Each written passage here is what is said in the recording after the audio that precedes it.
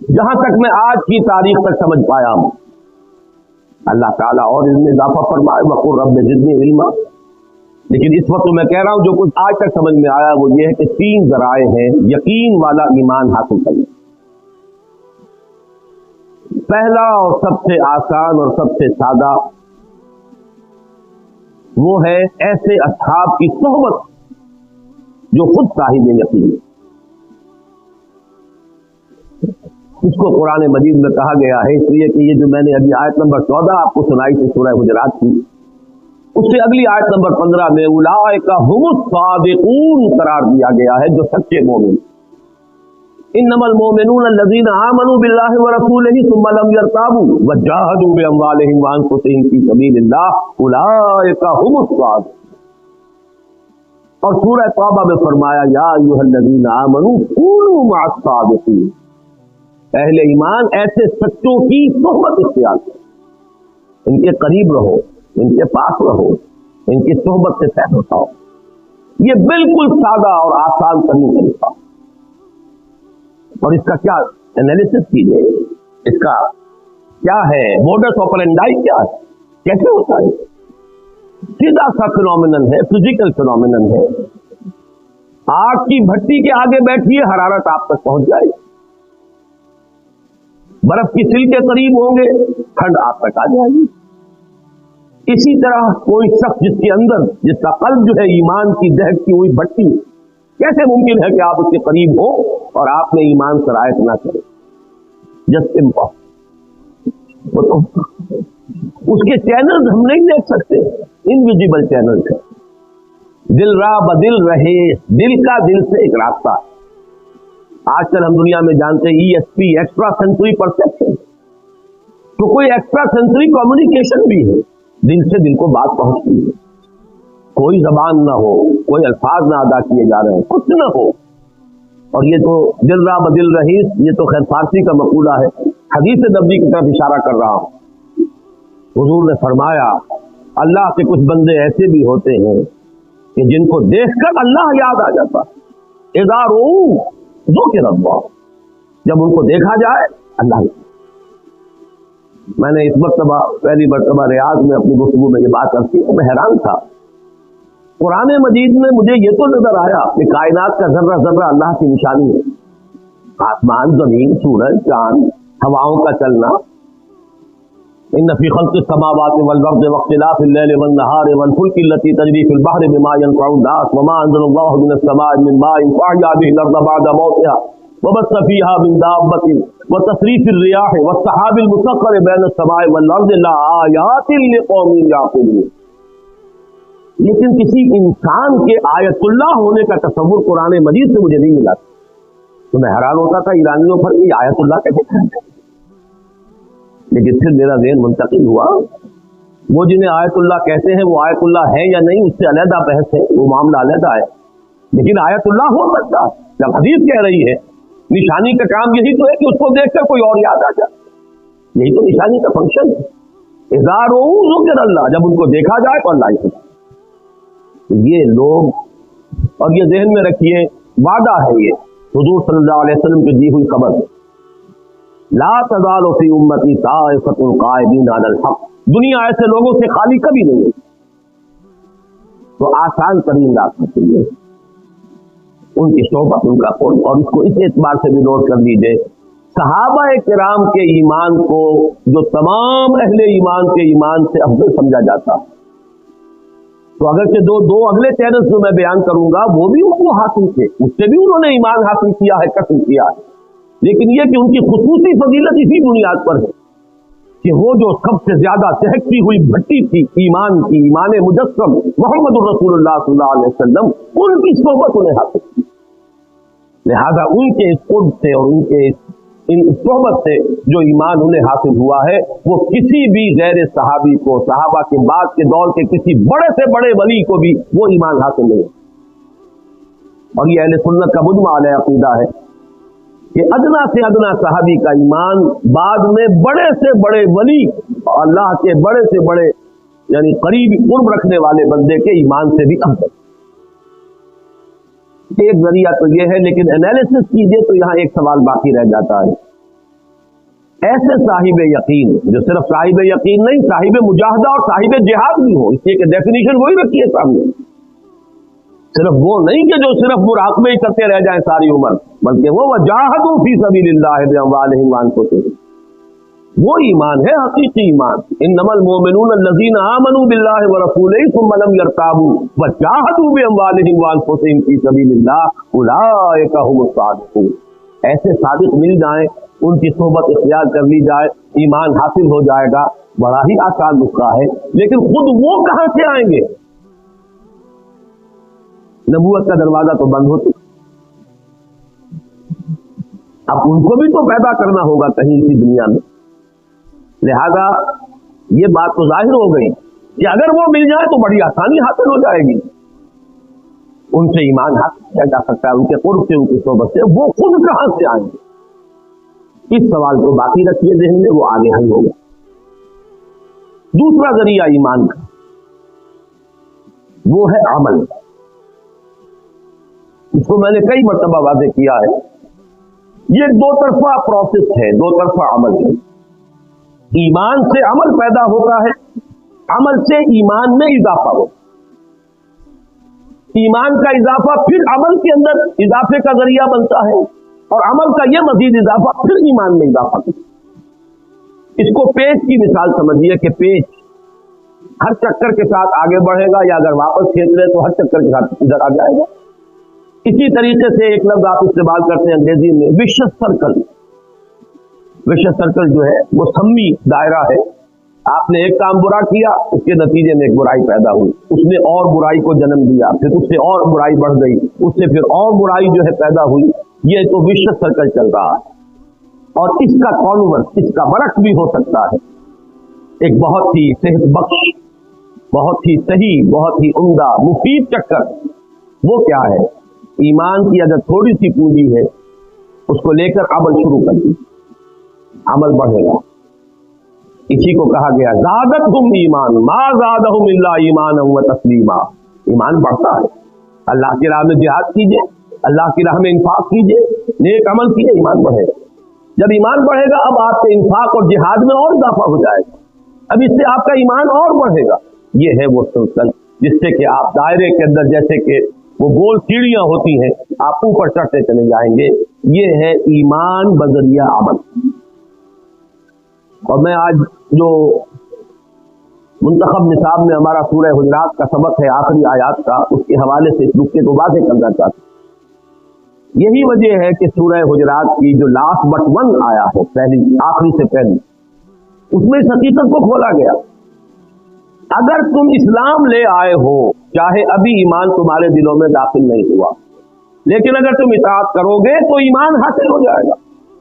اسی لیے فرمایا گیا ہے یمنون علیک ان اسلموا، اے نبی یہ آپ پر احسان دھر رہے ہیں کہ ہم اسلام لے آئے. قل لا تمنوا علی اسلامکم، کہہ دیجئے ان سے کہ تم مجھ پر اپنے اسلام کا کوئی احسان نہ دھرو. بل اللہ یمن علیکم ان ہداکم للایمان ان کنتم صادقین.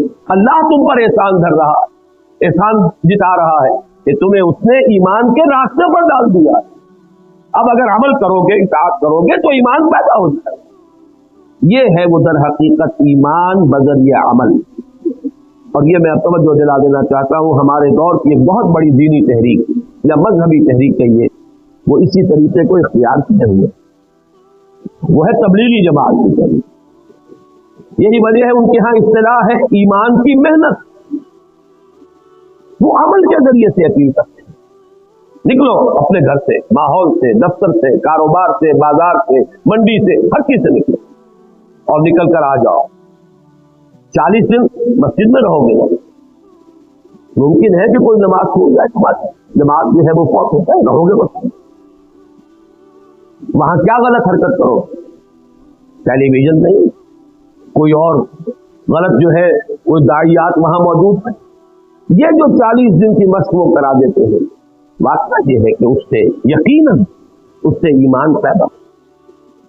میں اس کا قائل ہوں، اور یہ نہ سمجھیے کہ آج کہہ رہا ہوں. یہ تو جو میرا کتاب کا اسلام کی نشرت ثانیہ سن 67 کی تحریر، اسی میں اس قرآن اکیڈمی کا نقشہ ہے جو جس کو اس وقت اللہ کے فضل و کرم سے بنی ہوئی اور ہم اس میں بیٹھے ہوئے ہیں. वो सारा तस्करा उसी में, वही इस अंजुमन का मैनिफेस्टो है, उसमें मैंने इसको तस्लीम दिया। अवामी सतह पर गैर इल्मी अंदाज में एक जज्बाती अपील के साथ और अमल के जरिए से ईमान इस तहरीक के जरिए पैदा हो। फर्क सिर्फ ये है कि इंटेलेक्चुअल तबका इससे मुतासिर नहीं है। आप कंफ्यूज न कीजिए, इंटेलेक्चुअल और है, पढ़ा लिखा और है। हर पढ़ा लिखा आदमी इंटेलेक्चुअल नहीं होता, और जाहिल होते हैं बड़े बड़े इंटेलेक्चुअल, जिसको कि आप कहें जाहिल वो आलिम नहीं है, वो बड़े इंटेलेक्चुअल। ये साफ है एक मिजाज। एक वो लोग हैं जिनकी शख्सियतों में अक्ल को अव्वलियत हासिल, उनसे जब तक आप दलील और बुरहान से बात नहीं करेंगे वो आपकी बात सुनेंगे। एक वो है कि जो जज्बाती अंदाज में भी मुतासिर हो जाए, वो पीएचडी भी हो सकते हैं, डबल ट्रिपल पीएचडी हो सकते हैं, इसलिए कि वो तो पीएचडी तो असल में खास शोबे के अंदर 8-7 साल रगड़े खाते रहिए और डिग्री ले आएंगे।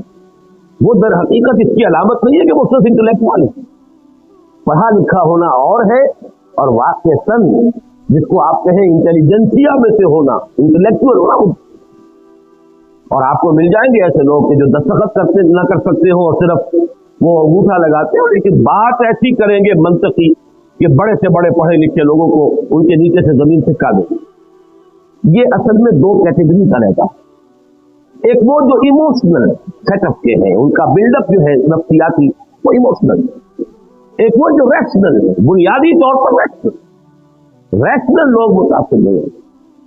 और ये जो इंटेलेक्चुअल माइनॉरिटी है, ये है असल से माशरे के अंदर इफेक्टिव ये है, इसलिए कि ये ब्रेन ट्रस्ट है सोसाइटी का।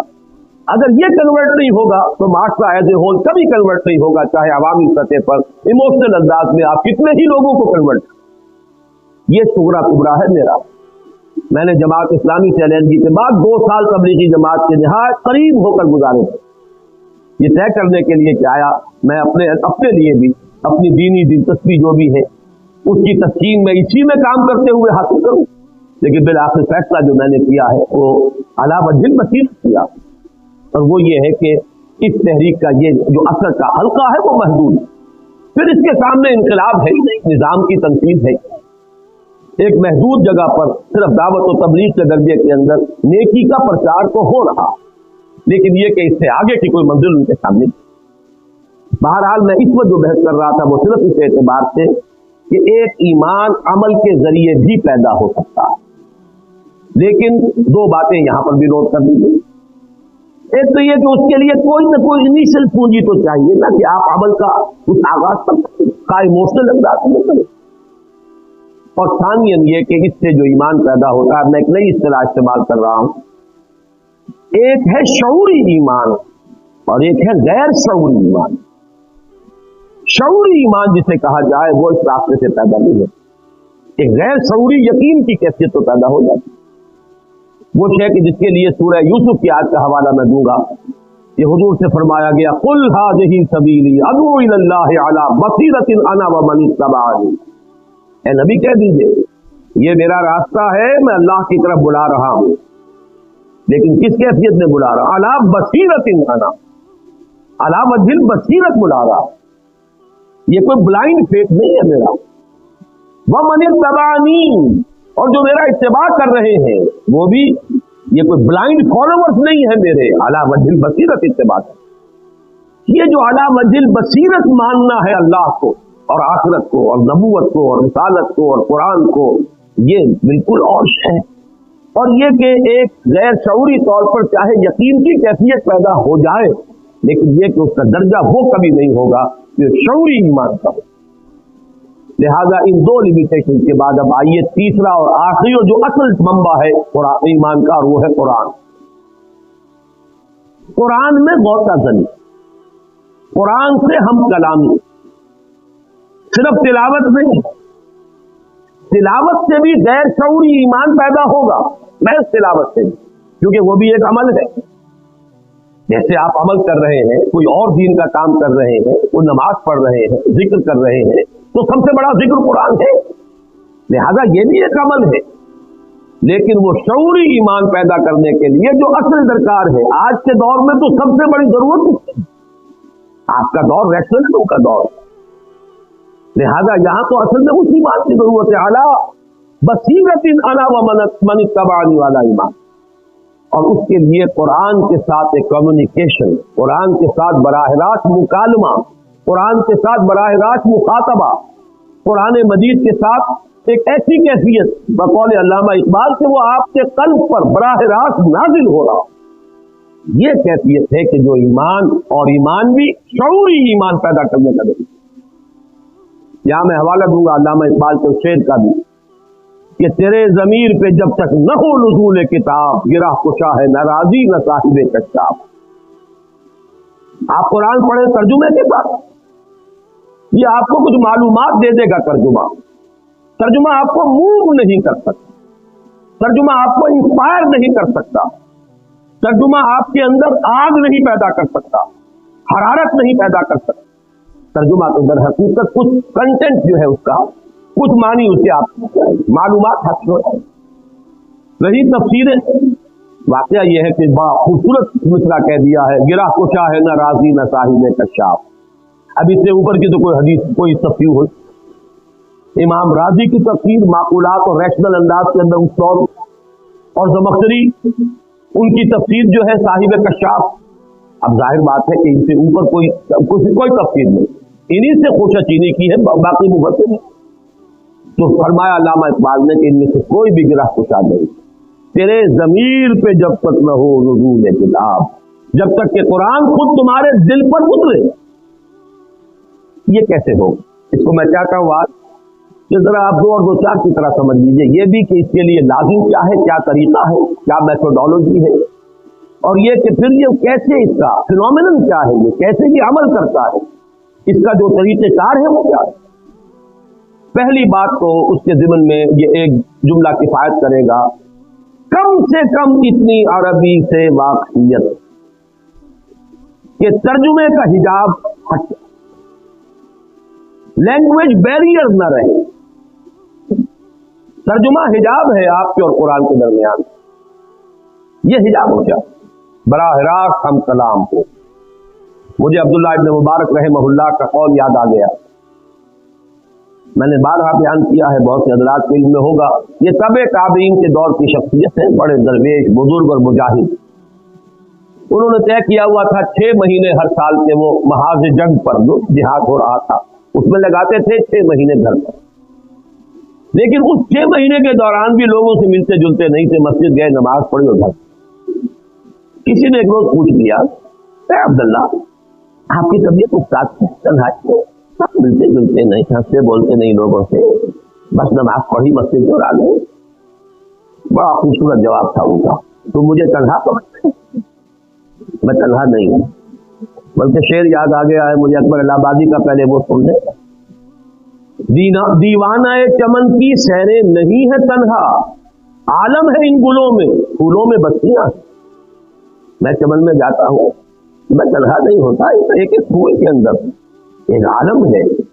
دیوانہ چمن سیریں نہیں ہے تنہا، عالم ہے اس چمن میں، پھولوں میں بستیاں۔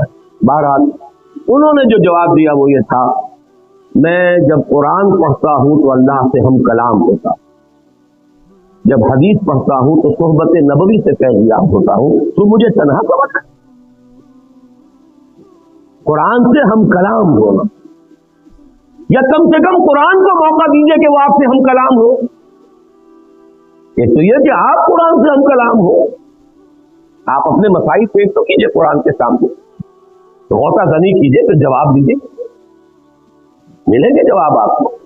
حضرت علی کی وہ روایت میں نے بارہا سنائی ہے، فرماتے ہیں کہ حضور نے ارشاد فرمایا، انہا ستکون فتنۃ، ان قریب ایک بہت بڑا فتنہ رونما ہوگا۔ فرماتے حضرت علی کہ میں نے سوال کیا، مل مخرج منہا یا رسول اللہ، اے اللہ کے رسول اس فتنے سے نکلنے کا راستہ کون سا ہوگا؟ تب جو جواب ارشاد فرمایا ہے، کتاب اللہ فیہ خبر ما قبلکم و نبأ ما بعدکم و حکم ما بینکم۔ فتنے سے بچانے والی اور نکالنے والی ایک ہی شے ہے، وہ اللہ کی کتاب، اس میں تم سے پہلوں کے بھی حالات ہیں، تمہارے بعد کے لوگوں کی بھی، بعد کی خبریں بھی موجود ہیں، تلاش تو کرو، اور تمہارے مابین جتنے اختلافات پیدا ہوں گے ان کا حل موجود، تلاش کرنا۔ جس کو اقبال نے تعبیر کیا ہے قرآن میں ہو غوطہ اے مرد مسلمان، غوطہ زن کرتا ہے. یہ جان لیجئے کہ قرآن سے ہم کلام ہو یہ تو اعلیٰ درجہ ہے. جیسے حدیث جبرائیل میں آیا ہے کہ احسان کی دو تعبیریں کی گئی. ان تعبد اللہ کانک تراہ فإن لم تکن تراہ فإنہ یراک. اصل تو مطلوب یہ ہے کہ تم اللہ کی بندگی ایسے کرو اور اس کے لیے ایسے بھاگ دوڑ کرو. وان تعمل للہ کانک تراہ فإن لم تکن تراہ فإنہ یراک، کہ جیسے کہ تم اسے دیکھ رہے ہو اور اگر تم نہیں دیکھ رہے تو وہ تو دیکھ رہا ہے تمہیں. کم سے کم یہ استحضار تو رہے. میں نے ابھی غور کیا کہ اسی طرح کے الفاظ میری زبان سے نکل گئے ہیں کہ اول تو آپ خود قرآن سے ہم کلام ہو، ورنہ اسے تو موقع دے کہ وہ آپ سے بات کر سکے. اور اسے موقع اسی ملے گا جب آپ کے اور اس کے درمیان لینگویج بیریئر ہو. زبانیں یار من ترکی و من ترکی نہیں ڈالا. آپ نے تو روک دیا قرآن کی، آپ کے دل پہ کیسے ہوتے ہیں؟ وہ تو ظاہر بات ہے. یہ اس کی شرط لازم ہے. اتنی واقفیت عربی زبان سے کہ قرآن آپ سے براہ راست ہم کلام کریں، لینگویج بیریئر نہ رہے. کہیں کہیں مشکلات کے لیے تفاسیر کو آپ کنسلٹ کر لیں، کہیں کہیں کوئی شاذ لفظ آ گیا ہے اس کے لیے کہیں آپ لغت بھی دیکھ لیں. لیکن یہ کہ بائی اینڈ لارج قرآن آپ سے خود بخود براہ راست ہم کلام ہو رہا ہو، یہی ہے فینومینن. تیرے ضمیر پہ جب تک نہ ہو نزول کتاب گرا کچا ہے نہ راضی نہ صاحب. اب آئیے کہ فینومینن ہے کیا، یہ عمل کیسے ہوتا ہے؟ آیا یہ بات ڈاگمیٹک ہی صرف کچھ عقیدگی کے تحت کہا جا رہا ہے کہ قرآن منبع ایمان؟ وہ جو ظفر علی خان کا شعر میں نے بارہا سنایا ہے آپ حضرات کو کہ وہ جنس نہیں ایمان جسے لے آئے دکانیں فلسفہ سے، ڈھونڈے سے ملے گی عاقل کو یہ قرآن کے سپاروں. یہ ہے کہاں سے قرآن ملے گا، ٹھیک ہے؟ کیسے ملتا ہے؟ اس کو میں آپ سے شاید پہلے بھی عرض کر چکا ہوں کہ واقعہ یہ ہے کہ اب جو کچھ میں بیان کر رہا ہوں وہ علامہ اقبال کا حکم. علامہ اقبال نے اپنے لیکچرز میں بڑا دو چار کی طرح اینالائز کیا. اس کا جو مقدمہ ہے وہ پہلے سمجھ لیجیے. مقدمہ قائم کیا انہوں نے کہ یقین پیدا ہوتا ہے تجربے سے. جب تک آپ کا ذاتی تجربہ نہ ہو یقین پیدا نہیں. محض سنید چاہے ہزاروں آدمی آپ کو بتا رہے ہو ایسا ہے ایسا ہے ایسا ہے ایسا ہے. میں مثال دیا کرتا ہوں کہ اگر کسی شخص نے چینی کبھی نہیں چکھی اور ہزاروں آدمی کہہ رہے ہیں وہ میٹھی ہوتی ہے میٹھی ہوتی ہے میٹھی ہوتی ہے، تو آپ ساری دلیل جو ہے اس کے لیے ہو جائے گی. آخر کیا ضرورت پڑی انہیں جھوٹ بولنے کی؟ پھر جھوٹ پر اتنے لوگوں کا جمع ہو جانا محال ہے. یقیناً چینی میٹھی ہوگی، لیکن ہوگی سے آگے آپ نہیں بڑھ سکتے. کہاں کہ آپ چینی چکھ لیں اب کہیں گے چینی میٹھی ہے. اس ہوگی اور ہے میں تو زمین و آسمان کا فرق ہے. ہوگی اور ہے، یہ ہے پرسنل کنوکشن ہے اور یہ پیدا ہوا ہے ذاتی تجربے. It's your own experience. اب لاکھ لوگ کہیں میٹھی نہیں ہے، آپ کہتے ہیں میں مان ہی نہیں سکتا، میں نے خود چکھی ہے. وہ مجھے فارسی کا مصرع یاد آ گیا، لذت ہی بادہ نہ دانی بخدا تا نہ چشی. اس شراب کی لذت تمہیں جان ہی نہ سکتے تم جب تک کہ خود نہ چکھتے. چکھنے سے معلوم ہوا کہ میٹھی ہے. یہ صغرا ہوا. علامہ اقبال کے استدلال کا صغرا یہ ہے. کبرا کیا ہے؟ تجربہ صرف ظاہری اور خارجی نہیں ہوتا، تجربہ باطنی بھی ہے. یہ ہے انتہائی پیاری بات. یوں سمجھیے کہ آب زر سے لکھے جانے والی بات، سونے میں تولی جانے والی بات. بس یہاں سے اب وہ جو تجربہ ہے خارجی تجربہ جس پر میٹیریلزم اور امپیریسزم اور یہ تمام جتنے ازم ہیں جو کہ مادیت کے اوپر مبنی ہے ان کا راستہ جدا ہو جاتا ہے جب وہ صرف تجربے کو محدود کرتے ہیں. تجربہ خارجی ایکسٹرنل سینس آرگنز کے ذریعے سے جو کچھ ہمیں ایکسپیرینس حاصل ہوا اس پر یقین ہوتا چلا جا رہا. اقبال نے جو بات کہی کہ ایک تجربہ باطنی ہے، اندر کوئی چیز بتاتی ہے کہ یہ ہے، یہ ہے اصل. قرآن کو آپ پڑھیں اور آپ کے اندر سے کوئی شے بتائے کہ یہ صحیح ہے. یہ بات نہیں. دیکھنا تقریر کی لذت کے جو اس نے کہا میں نے یہ جانا کہ گویا یہی میرے دل میں ہے. یہ ہے وہ شے. میں اس کا اور مزید وضاحت کروں گا. وہ دل کس شے کا نام ہے؟ अभी यहां तक सिर्फ समझ लीजिए बात को कि इकबाल का फलसफा इन दो दलीलों पर। यकीन के लिए तजर्बा जरूरी है, लेकिन तजर्बा सिर्फ जाहिरी नहीं और खारजी नहीं होता, तजर्बा बातिनी। आपका अंदर बताता है आपको झूठ है। ये जो शय है, कुरान को पढ़ते हुए जब कुरान आपसे हम कलाम हो, अगर आपको अंदर से गवाही मिले कि ये सही है, वो है वो बातिनी तजर्बा, जिसको हम यूं कह सकते हैं कि कोई सिंपैथेटिक वाइब्रेशन आप में पैदा हुई है। कुरान ने आपके शख्सियत के किसी बातिनी तार को छेड़ा है। ये अल्फाज ज़बान पर आए हैं तो मुझे माहिर साहब का शेर याद आ गया। ऐसे कुछ तार भी हैं साज़े हकीकत में नेहा, छू सकेगा न जिन्हें ज़ख्म और मिज़राब हवास। ये हवास जो है हमारे, जो एक्सटर्नल सेंस ऑर्गन हैं, बाद हकीकत के तार ऐसे भी हैं जिनको ये हवास नहीं छू सकते। ये कुछ और शय उन्हें छूती है, उन्हें हरकत में लाती है, उससे नगमा निकलता है। वो जो है ऐसे कुछ तार भी हैं साज़े हकीकत में नेहा, छू सकेगा ना जिन्हें ज़ख्म और मिज़राब हवास। वो तार है जिसको अब मैं तस्बिया करके बता रहा हूं। वो शय क्या? वो है आपकी वो रूह जिसने आपको इंसान बनाया। वो रूह मलकूती, वो डिवाइन स्पार्क, वो आपका रूहानी वजूद, जिसका मंबा, जिसका मस्कन दिल, ये है जिसका एहसास है, एहसास बात है। ये रूह देखती भी है। कुरान मजीद कहता था फ़इन्नहा ला तामल अब्सार वलाकिन तामल कुलूबुल लती फ़िस सुदूर। आंखें अंधी नहीं हुई थी अबू जहल की और अबू लहब की, दिल अंधा हो गया। ये दिल का अंधा होना चाहिए। दिल देखता है यानी रूह देखती, दिल सुनता है यानी रूह सुनती, और दिल का एहसास है, परसेप्शन है दिल की। वो है दर हकीकत वो जो उसका इंटरनल, उसका तजर्बा है। आपका दिल गवाही देता है, यानी आपकी रूह वजद में आती है कुरान को पढ़कर। एक बुजुर्ग है उग्गी में, वो बहुत ही सादा अंदाज में बात किया करते हैं। बड़ी प्यारी बात एक दफा उन्होंने कही कि कुरान और हमारी रूह ये एक ही गांव के रहने वाले, पहचानते हैं दूसरे। रूह कहां से आई? ये सलूना का रूह पूरी रूह में अमरे रब्बी, और ये कुरान कहां से आया? इस कुरान का मंबा भी वही है जो हमारी फितरत का मंबा, फितरतुल्लाहिल्लती फतरन्नास अलैहा। वो रूह जो हमें फूकी गई है, उसको अल्लाह ने कहा है मिन रूही फइज़ा सव्वैतुहु व नफ़ख्तु फीहि मिन रूही फक़ऊ लहू साजिदीन। जब मैं इस आदम को तैयार कर लूं, तख्लीक मुकम्मल कर दूं, नोक पलक सवार दूं। सूरह हिज्र में भी ये आयत आई है इन्हीं अल्फाज में, और सूरह साद में फइज़ा सव्वैतुहु व नफ़ख्तु फीहि मिन रूही फक़ऊ लहू साजिदीन। अपनी रूह में से फूंक दो तो गिर पड़ना इसके सामने सजदे। वो रूह है हमारे अंदर, और ये रूह वज्द में आती है। कुरान इस पर नाजिल होता है, वो वज्द में आती है। ये वज्द है वो कैफियत। इसी को मैंने, चूंकि इमाम इब्न तैमिया का नाम आज आया है, उनके शागिर्द रशीद हाफिज इब्न क़य्यम रहमहुल्लाह, उनकी एक किताब है अल फ़वाइद, छोटे छोटे शज़रात।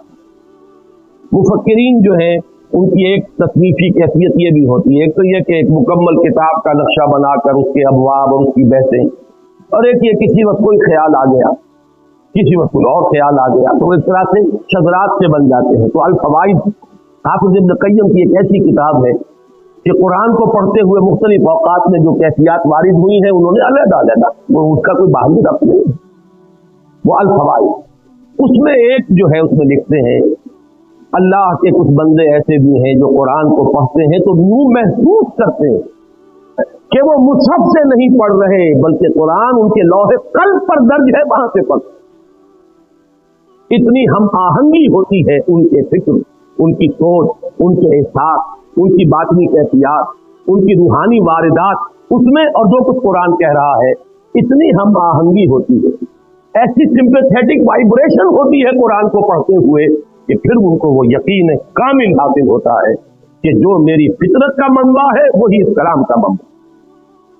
और फितरत का मंबा कौन है? फितरतुल्लाहिल्लती फतरन्नास अलैहा, वही इस कलाम का मुक्ति है। ये फिनोमिनल है, ये तरीका है जिससे कुरान अब एक शऊरी ईमान आपको अता करेगा। ये ईमान अंधा बहरा नहीं होगा, ये कॉन्शियस लेवल के ऊपर होगा, आपके थॉट लेवल पर होगा, आपकी फिक्री सतह पर होगा। یہ قرآن آپ کی ہستی کے ان اندر کے تار جو ہیں، چھپے ہوئے تار جو حواس کی گرفت سے باہر ہیں، ان کو تم میں لائے گا، اس سے وہ نغمہ ملکوتی جو ہے وہ ظاہر ہوگا۔ اور اسی کو میں نے، جیسا کہ آپ حضرات کے علم میں ہے، سورہ نور کا جو رکوع ہے آیات نور والا، اس کے دروس میں اسی بات کو واضح کی کہ ایمان جس شے کا نام ہے وہ نور،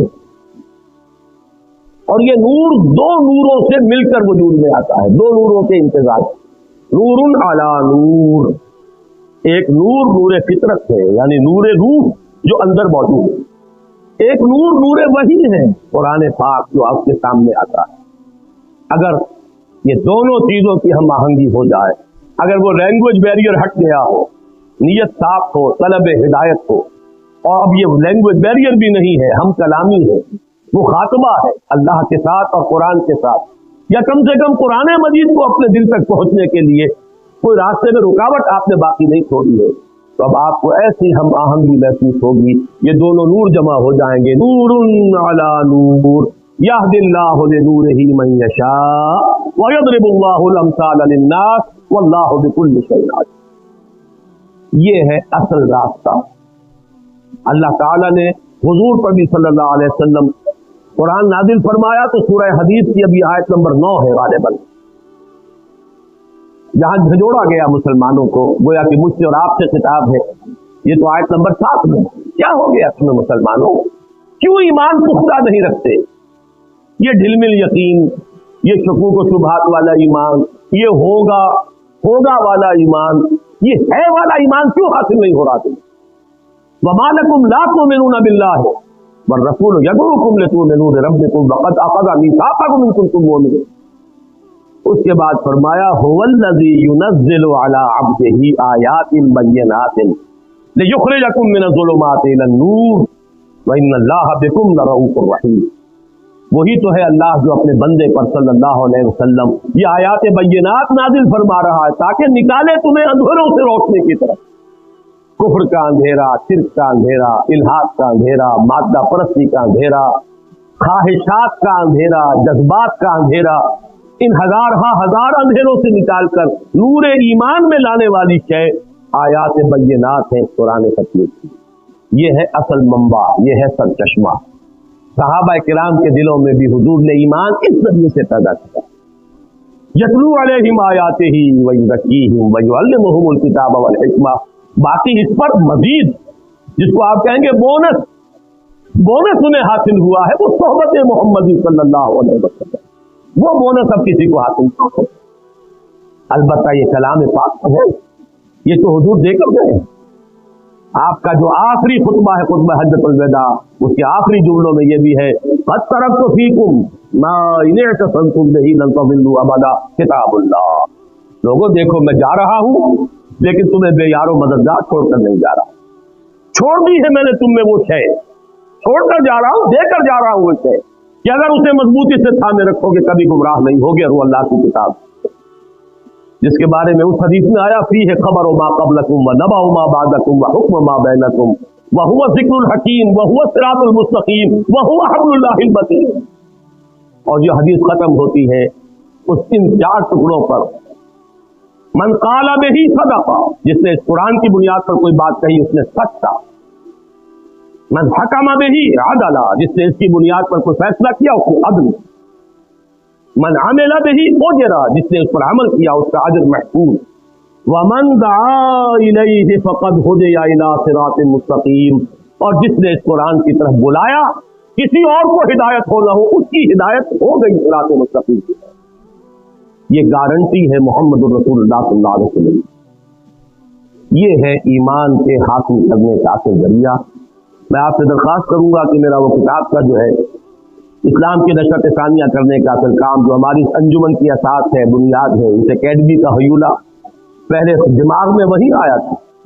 اللہ کا فضل و کرم ہے، آپ حضرات کا تعاون ہے کہ جو وہ نقشہ دماغ میں بنا تھا وہ زمین کے اوپر بھی ایک عالم واقعہ کے اندر بھی ظہور پذیر ہوا۔ اب یہ کہ اس کے بطن سے ولادت مزید ہو گئی ہے قرآن کالج کی، لیکن اس کے پورے فکر اور فلسفے کو میں نے نفی نہیں کی، میں نے تبلیغی جماعت میں نے مانا کہ اس کے ذریعے سے عوامی سطح پر ایک نان انٹلیکچوئل لیول پر ایمان پیدا ہو رہا، लेकिन हमारी असल कमी क्या है? इंटेलेक्चुअल लेवल पर ईमान। हाज़िही सबीली अदउ इलल्लाह अला बसीरतिन अना व मन इत्तबाअनी, वो ईमान जो है उसका मंबा और सरचश्मा सिर्फ और सिर्फ कुरान। लेकिन उससे इस्तेफादे के लिए शर्त लाजिम जबान के बैरियर को इस दर्जे कम से कम हटा देना कि आप कुरान से बराह रास्त हम कलाम हो, या कुरान को कम से कम अपने आप से हम कलाम होने दें, रुकावट न डाल दें जबान की दरमियान। अक़ूलु क़ौली हाज़ा वस्तग़फ़िरुल्लाह ली व लकुम व लिसाइरिल मुस्लिमीन वल मुस्लिमात। एक घंटा चूंकि मुख्य हिस्से में से वो थोड़ा काम कम कर लेंगे। अभी तो आप बहुत परेशान हो गए शायद इतनी देर में, क्यों उठकर जा रहे हैं, तशरीफ रखिए। अभी तो आज की नशिस्त का जो है मैंने अपने हस्बे वादा तकरीर ठीक 1 घंटे में ख़त्म की। ये सिर्फ चंद मिनट ले रहा हूँ। जो हालात इस वक्त हैं शर्क़ औसत के, आलम इस्लाम का क़ल्ब, आलम अरब का क़ल्ब, जितने खतरनाक अंधेरों के अंदर और जितने ज़बरदस्त जो खतरात हैं उनसे दो चार हैं। मैं ये नज़्म जो सन 52 में मैंने शाये की थी अज़म में, अर्शी भोपाली साहब की सुना रहा हूँ। आज मस्जिद में सुनाई थी, बहुत से अहबाब ऐसे हैं यहाँ जो वहाँ नहीं थे। एटमी ताकतों के साए में अमन के बज रहे हैं नक्कारे, मौत के देवता के जबड़ों से मिल रहा है हयात का पैगाम। दोनों जानिब से आज एटम बम धमकियां दे रहा है इंसान को। मंडियों के सफेद व्यापारी सर्द बाजारियों से घबराकर कारखाने नए सजाते हैं, ढेर औलाद के लगाते हैं। ये सारा असलहा साजी की सबसे बड़ी सनत जो है असलहा साजी की सनत, और सबसे ज्यादा जो है थर्ड वर्ल्ड से जो पैसे जो है खींचे जा रहे हैं वो दर हकीकत इसी खींचे। ये दरिंदे खुदा की धरती को, कोरिया की गरीब बस्ती को नागासाकी बना के छोड़ेंगे, हिरोशिमा बना के छोड़ेंगे। ये रियाज में जब मैं गुफ्तगू कर रहा था 2-3 दिन कबल, तब मुझे ये अचानक ये शेर याद आए थे कि बैन ही वो बात जो अर्शी भोपाली ने कही थी कोरिया के बारे में, अब शायद वो इस अरब इलाके के अंदर वो बात जो है बिल्कुल एक वाक़या का रूप धार कर सामने आएगी। इसके बाद जो चंद जो इसके अंदर आए हैं मिसरे, वो आपसे मुखातिब होकर कहेंगे, साथियों मशालों को तेज करो। ये मशल तो कुरान की है जो हमारे पास, हमने तो बुझा रखा है। हमने ना उससे खुद अपने बातिन को मुस्तनीर किया, ना दुनिया तक उसका नूर पर पहुंचने दिया, खजाने का सांप बनकर बैठे। जिन्होंने भी कुछ हिम्मत की है, जो भी कुछ आगे बढ़े, जिन्होंने कुछ ताउन किया है, जिन्होंने कुछ इस सिलसिले में वक्त लगाया है, जिन्होंने कुछ अरबी सीखने की कोशिश की है, जिन्होंने कुछ अपना वक्त जो है उसकी कुर्बानी देकर कुछ इस्तेदाद फराहम की है, जो कुछ इस दावत और दर्स व तदरीस से कुरान का काम कर रहे हैं, वो सब सुने इस मिसरे को कि अपनी जिद्दोजहद को तेज से तेज तर करो।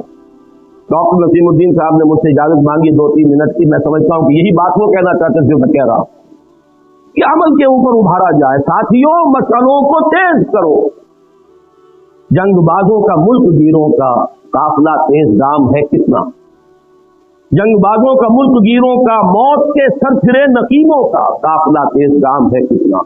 ये डिस्ट्रक्शन के जो मुबल्लिग हैं वो कितने तेजी के साथ आते, तबाही जो है नौ इंसानी की, और वो नौ इंसानी वाली बात अब सिमट कर उम्मत मुस्लिमा पर आ गई। आलम इस्लाम का कल्ब अब उसकी जद में है। अगर वो कीमियावी हथियार इस्तेमाल किए इराक में तो मरेंगे कौन? वो तो पूरी पूरी बस्तियां, पूरे पूरे शहर, जैसे 4000 कुर्द जो है एक बम था जिससे कि वो हलाक हो, कोई मुतनफ्फिस नहीं। और आज भी मैं बताया हूं, पहले भी बताया था कि बाज़ अहादीस में ये रिवायत है मौलाना हामिद मियां रहमतुल्लाह अलैह, एक अजीम जंग का जो नक्शा खींचा गया बाज़ अहादीस में, उसकी हौलनाकी और तबाहनाकी का जिक्र इन अल्फाज में किया गया है कि इतनी अमवात होंगी कि एक परिंदा सैकड़ों मील तक उड़ता हुआ चला जाएगा, उसे सिवाय लाठों के और कुछ न सके। साथियों मशलों को तेज करो, जंगबाजों का मुल्क गिरों का मौत के सरसरे नसीबों का काफिला तेज काम है कितना, और भी काफिलों को तेज करो। जंग के देवता के सीने पर चढ़ के लहरा दो अमन का परचम। लेकिन वो अमन मैंने आज जुमे में भी अर्ज किया था, अमन कहां से आएगा? सिर्फ और सिर्फ ईमान। अय्युल फरीक़ैन अहक़्क़ु बिल अम्न इन कुंतुम तालमून, कुरान मजीद में सूरह नाम में पहले सवाल किया अल्लाह ने, लोगों अगर जानते हो तो बताओ दोनों फरीकों में से अमन का असल हकदार कौन है? और फिर जवाब अल्लाह ने खुद मरहमत फरमाया अल्लज़ीना आमनू व लम यल्बिसू ईमानहुम बिज़ुल्मिन उलाइका लहुमुल अम्न व हुम मुहतदून। वो लोग जो ईमान लाएं और फिर अपने ईमान में कोई आलाई शिर्क की न होने दे, उनके लिए अमन, ऐसे लोग दरकार हैं। फिर वो ईमान पैदा हो जाए जिसका लाजमी नतीजा जिहाद है, दीन के गलबे के लिए। इन्ना सलाती व नुसुकी व महयाया व ममाती लिल्लाहि रब्बिल आलमीन, इस कैफियत के साथ इंसान अपने आप को, अपने तन मन धन को वक्फ कर दे, तब कहीं जाकर शायद इस रूए अर्जी की किस्मत बदल जाए, उम्मत मुस्लिमा की किस्मत बदल जाए, शायद हमारी किस्मत बदल जाए, हमारे हालात में बेहतरी की कोई शक्ल पैदा हो जाए। तो ज़रूरत है जिद्दोजहद की, कोशिश की, और जिद्दोजहद के लिए ज़रूरत है ईमान की, और ईमान का मंबा और सरचश्मा है कुरान हकीम। अक़ूलु क़ौली हाज़ा व अस्तग़फ़िरुल्लाह ली व लकुम व लिसाइरिल मुस्लिमीन वल मुस्लिमात। अब दो सूरतें हैं, या तो ये कि हम पहले नमाज पढ़ लें और उसके बाद सवाल जवाब की जो है हम नशस्त रख लेंगे, या ये है कि इसी वक्त पहले उस हिस्से को भी हम निपटा दें और फिर नमाज पढ़ लें, जैसा भी आप हज़रात की राय हो। जी पहले क्या? हाँ, तो सवालात ठीक है, सुन लिया होगा। असल में इसमें सवाल नहीं है, इसको तो तबसरा कहा जाएगा।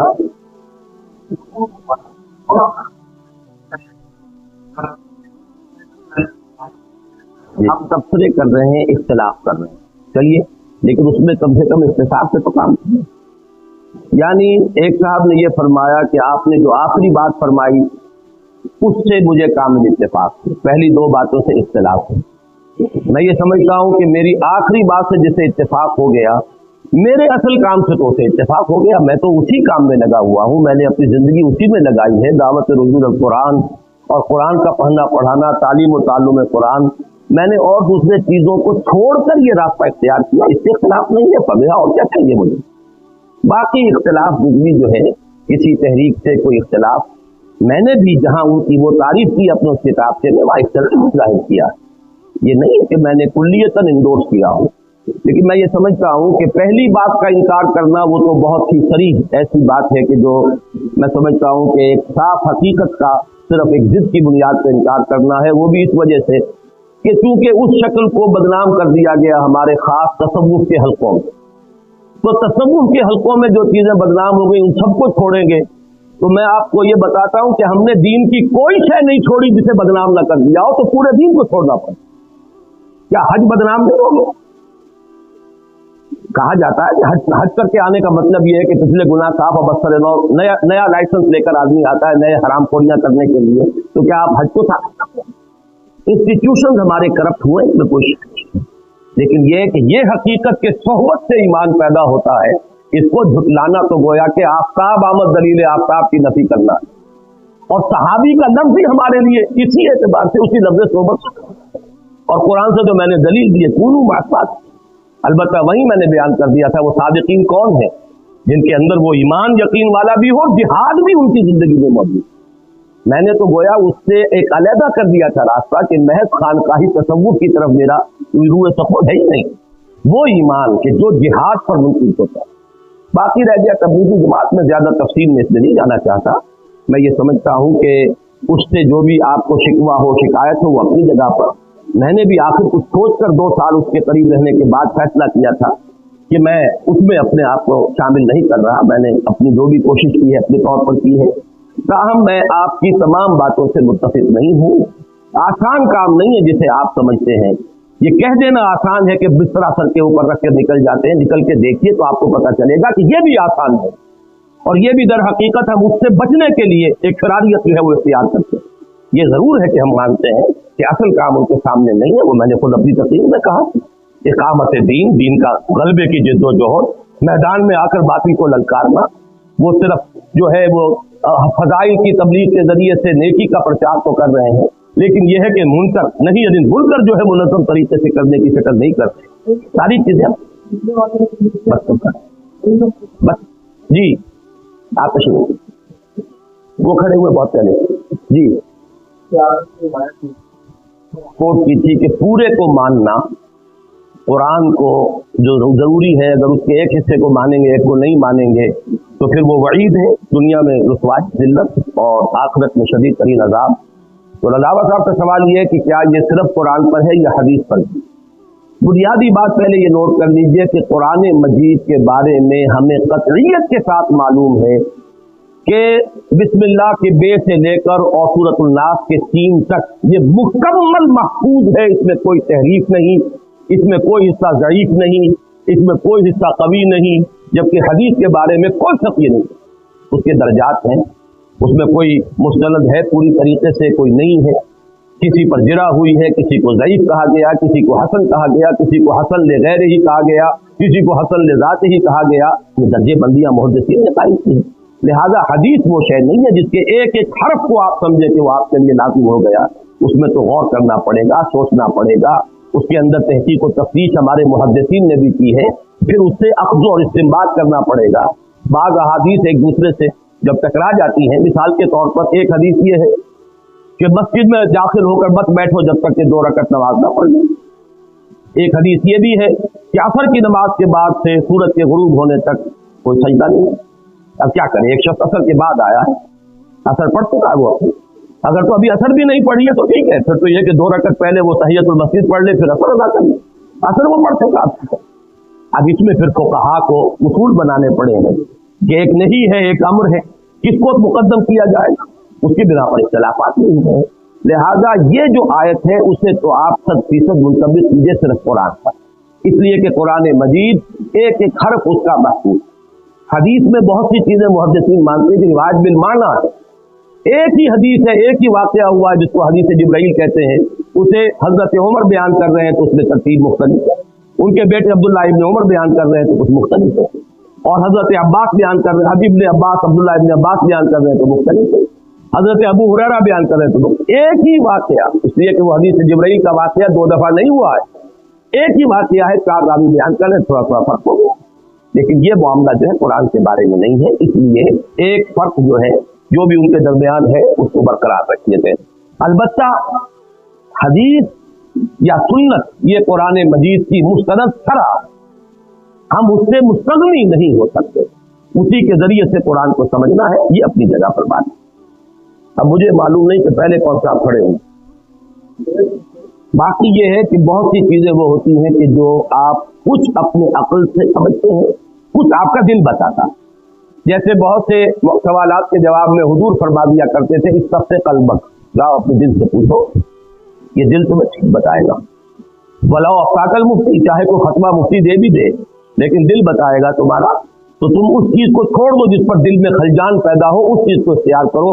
दा मा युरीबो का इला मा ला युरीबो का, जिससे दिल में कोई खलजान ना हो, इख्तियार करो। इसी तरीके से अल्लाह के उस बंदे को पहचानना ये होगा कि वो खुद दीन पर आमिल हो, उसका दीन जो तसव्वुर जो है वो सिर्फ नमाज रोजे का ना हो, बल्कि वही जो मैंने अर्ज किया, उलाइका हुमुस सादिकून, उसकी उस डेफिनेशन पर पूरा उतरता हो कि उसके दिल में ईमान है, अमल में सिर्फ एक हिस्सा नहीं नमाज रोजे का, बल्कि वो जिहाद है, वो अल्लाह के दीन के लिए तन मन धन लगाए हुए हो दिल से। फिर यह है कि आपका दिल भी ये गवाही दे। ये चीज़ें वो है जो किसी हिसाब किताब में नहीं आती।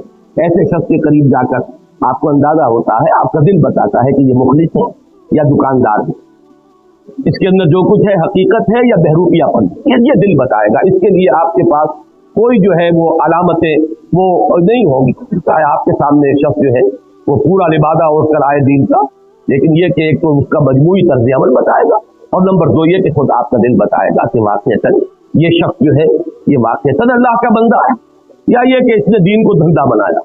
अल्लाह का बंदा या दीन का धंधा, ये 2 चीज़ें जो है इसमें फैसला इंसान का दिल। जी, हमारे इन साथी का सवाल जो है ईमान कामिल के एतबार से है। ये लफ्ज़ हमारे यहाँ बदकिस्मती से बहुत इस्तेमाल होता है और मैं इसे बहुत गलत लफ्ज़ समझता हूँ। कामिल ईमान किसका होगा सिवाय अंबिया का, और अंबिया का ईमान भी कामिल इसलिए होता है कि उन्हें तो मुशाहदा कर दिया जाता है। जिब्राइल दिखा दिए गए, जन्नत दिखा दी गई, दोज़ख दिखा दी गई, गैब के पर्दे उनके लिए उठाए जाते हैं, उस आलम की सैर कराई जाती है। लिहाजा उनका ईमान तो यकीन काबिल होगा। कामिल ईमान का रखते हैं उसके बाद कामिल ईमान तो जैसा कि मैंने कहा था ऐनुल यकीन, वो तो हमें क़यामत के दिन हाजिर होगा। कल्ला लौ तालमून इल्मल यकीन लतरवुन्नल जहीम सुम्मा लतरवुन्नहा ऐनल यकीन, जब तुम दोज़ख को अपनी आंखों से